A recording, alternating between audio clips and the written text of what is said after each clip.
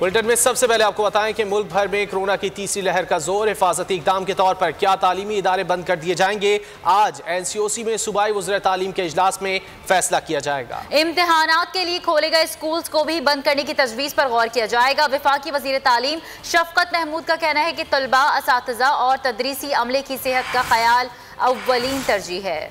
और मुल्क भर में कातिल कोरोना के वार जारी हैं। मजीद 30 अफराद जान की बाजी हार गए हैं। कातिल कोरोना से मजीद 3,301 अफराद मुतासिर हुए। कोरोना से जाँ बहक अफराद की मजमूई तादाद 13,000 से तजावुज़ कर गई है। बिल्कुल, NCOC के मुताबिक इस वक्त मुल्क भर में कोरोना के फाल केसेस की तादाद 36,849 है। मुल्क भर में कातिल कोरोना के वार जारी हैं। मजीद 30 अफराद जान की बाजी हार गए हैं। कातिल कोरोना से मजीद 3,301 अफराद मुतासिर हुए हैं। कोरोना से जाँ बहक अफराद की मजमूई तादाद 13,965 हो गई है, जबकि NCOC के मुताबिक इस वक्त मुल्क भर में कोरोना के फाल केसेस की तादाद 36,849 है। मुल्क भर में कोरोना की तीसरी लहर का जोर जारी है। हिफाजती इक़दाम के तौर पर तालीमी इदारे भी बंद किए जा सकते हैं। मजमूई अमवात 30 से ज़ायद हो गई।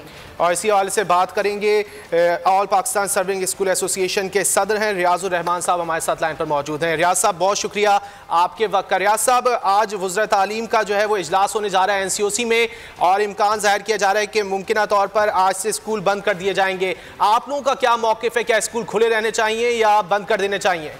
बिस्मिल्लाहिर्रहमानिर्रहीम। इसमें मेरी गुजारिश ये है कि हमने कल भी शफकत महमूद साहब से एक मीटिंग की 22 तारीख को, 22 मार्च को, और उसमें ये गुजारिश की कि आप मुकम्मल स्कूल्स को शट डाउन ना करें।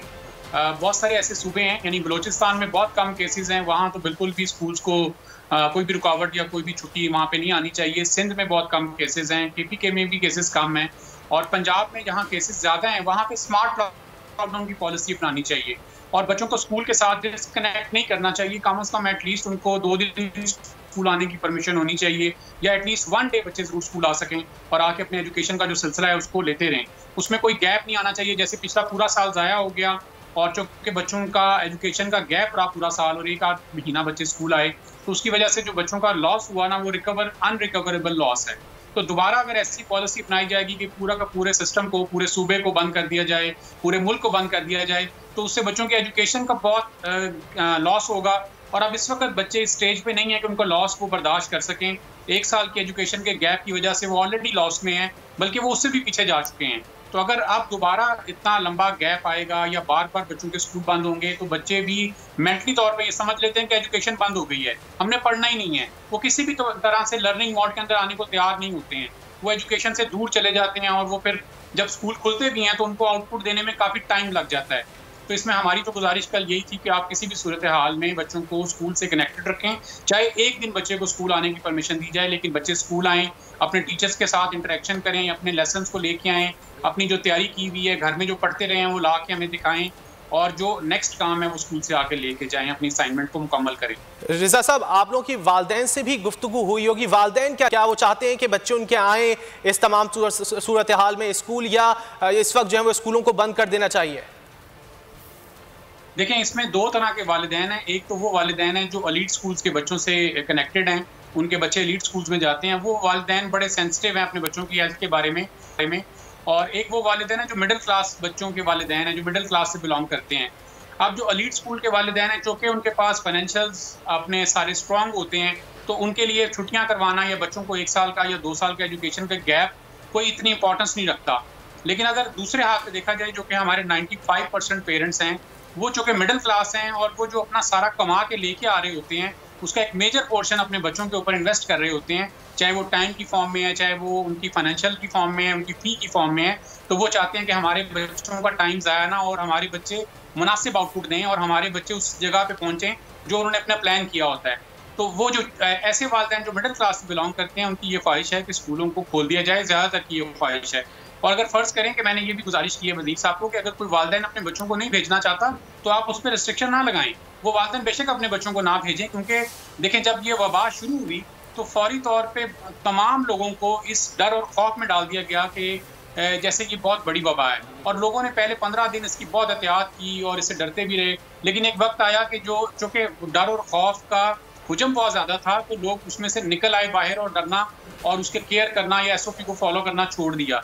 लेकिन स्कूल जब खुले आपने देखा कि वो वाहिद अदारा थे जिन्होंने भरपूर तरीके से SOP के ऊपर अमल दरामद किया, बच्चों ने करके दिखाया, टीचर्स ने करवा के दिखाया, स्कूल इंतजामिया ने बड़ी मेहनत की। ठीक है रिजा साहब, आप हमारे साथ रहिएगा। आपका ये स्कूलों को मुकम्मल तौर पर बंद ना किया जाए और बच्चों को कम से कम 2 से 3 रोज़ के लिए ज़रूर बुलाया जाए स्कूल, और इस दौरान उनको सिलेबस दिया जाए और काम करने के लिए दिया जाए ताकि बच्चे जो हैं वो अपनी तालीम जारी रख सकें। जबकि आपका कहना है कि वालिदैन की जानिब से कुछ वालिदैन चाहते हैं कि स्कूल ना खुलें और कुछ वालिदैन ये चाह रहे हैं कि स्कूल खुले रहें ताकि बच्चों की पढ़ाई का हर्ज ना हो।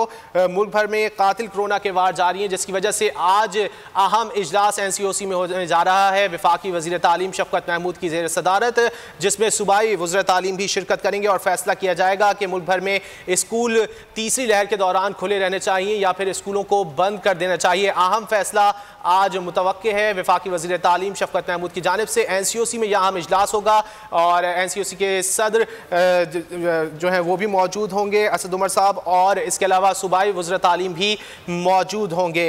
रिज़ा रहमान साहब, आप क्या समझते हैं, वालिदैन जो घर पर बच्चों की तैयारी करा रहे हैं, क्या उस तरह तैयारी करना मुश्किल हो रहा है बच्चों को उस तरह पढ़ना मुश्किल हो रहा है जिसकी वजह से आप ये मौक़िफ़ दे रहे हैं कि कुछ दिन स्कूल खुले रहना चाहिए? देखिए, इसमें ये जो सिलेबस बच्चों का होता है या जो भी उनका करिकुलम होता है वो इतना नॉर्मल होता है कि जो वालिदैन है वो तकरीबन तमाम वो पढ़ा सकते हैं। पढ़ाना आसान काम है, कोई मुश्किल काम नहीं होता। लेकिन एक्चुअली स्कूल दरअसल सिर्फ पढ़ाई नहीं कराता, स्कूल एक पूरा एक सिस्टम होता है, एक पूरी जमात का वहाँ पे एक एटमॉस्फेयर क्रिएट किया जाता है, पूरे एक सोशल सिस्टम का एक पूरा एक वहाँ पे सिस्टम क्रिएट किया जाता है जो बच्चे वहाँ पे डिफरेंट तरह से सीखते हैं। स्कूल में एंटर होते साथ ही जो डिसिप्लिन होता है बच्चों को वो चाहिए होता है। स्कूल में टीचर्स के साथ जो कोऑर्डिनेशन होती है या कम्युनिकेशन होती है वहाँ से बच्चा कॉन्फिडेंस पिक करता है। स्कूल में बच्चों के साथ जो गैदरिंग बैठी होती है, सारे बच्चे बैठे होते हैं, तो बच्चा एक दूसरे बच्चों से सीखता है। और स्कूल में छोटे बच्चे भी आ रहे होते हैं, बड़े भी आ रहे होते हैं, छोटों के काम अलहदा होते हैं, बड़ों के अलहदा होते हैं, तो बच्चे इन सारी एक्टिविटीज से सीखते हैं। घर में ये सारी एक्टिविटीज मुयस्सर नहीं होती बच्चों को।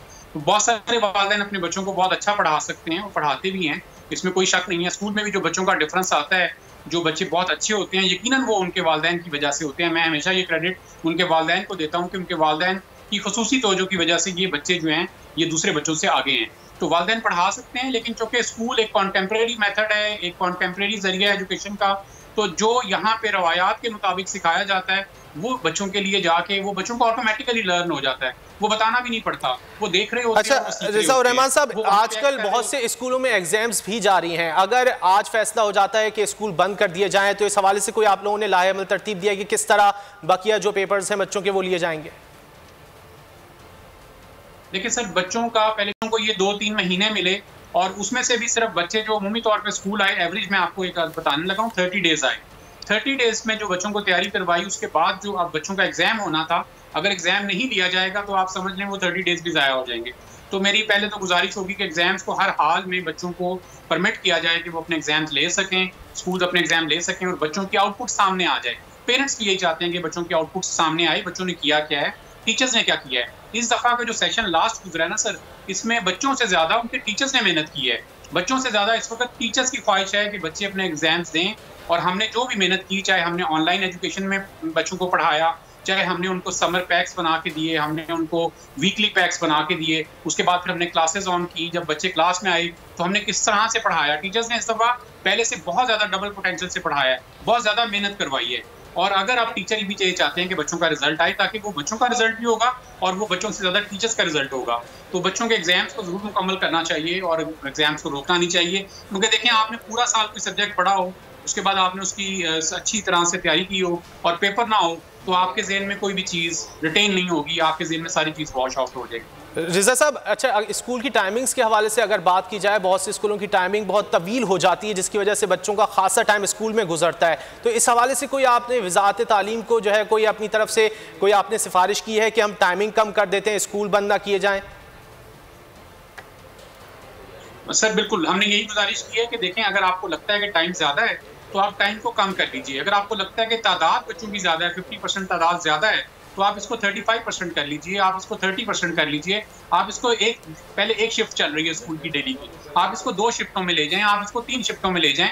हम अपना एक्स्ट्रा टाइम देने को तैयार हैं, हमारे टीचर हमारे साथ खड़े हुए हैं। हमारे टीचर कहते हैं कि हम एक्स्ट्रा टाइम पढ़ा लेंगे, लेकिन बच्चों के एजुकेशन के सिलसिले को रुकने ना दें, इसको यहाँ पे बंद ना होने दें। पिछला पूरा साल बच्चों की एजुकेशन जो बंद रही है, जबकि बंद नहीं रहनी चाहिए थी, और बहुत सारे तरीक़ेकार थे जिसके जरिए हम उसको चला सकते थे, लेकिन चूंकि एक्सपर्ट्स नहीं बैठे हुए एजुकेशन के अंदर, चूंकि ऐसे लोग मौजूद नहीं हैं जो समझते हों कि बच्चों की एजुकेशन कितनी इंपॉर्टेंस रखती है, तो इसलिए बच्चों का पूरा साल ज़ाया हुआ है। आपको मालूम है कि मेरी इमरान खान साहब से टेलीफोनिकली गुफ्तगू हुई और उनको मैंने सारे हालात के बारे में, सारे मामलात के बारे में बताया, तो उसके बाद इमरान खान साहब आप इस सारे मामले को खुद देख रहे हैं, वो खुद पेन ले रहे हैं, खुद इसको मैनेज करने की कोशिश कर रहे हैं, और उसके बाद काफ़ी हालात में बेहतरी आ रही है और काफ़ी चीज़ें जो हैं वो बच्चों की फेवर में जा रही हैं। ठीक है रज़ाउर रहमान साहब, आपका मौक़िफ़ आ गया और आपका मौक़िफ़ ये है कि मुकम्मल तौर पर स्कूलों को बंद नहीं होना चाहिए, कुछ दिन के लिए ज़रूर बच्चों को स्कूल बुलाना चाहिए ताकि उनका सिलेबस मुकम्मल करवाया जा सके। बहुत शुक्रिया आपके वक्त का।